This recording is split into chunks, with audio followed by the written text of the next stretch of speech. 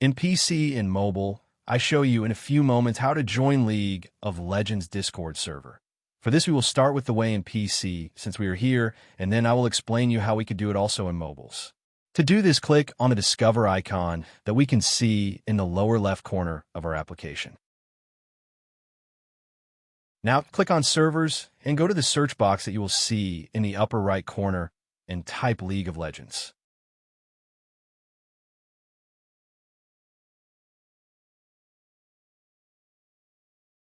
Now click on the server we are looking for, and then click on the Join button at the top of our Discord application.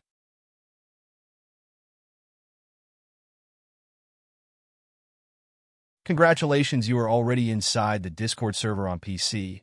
On mobiles, it is quite likely that you cannot do this same process, as it does not usually show the option to discover. That's why I'll leave a link to access to this server in the description of this video. Simply access the description and click on it, and thereby automatically access the Discord server without doing anything else. Please give a like to this video, comment, and subscribe. Until the next one.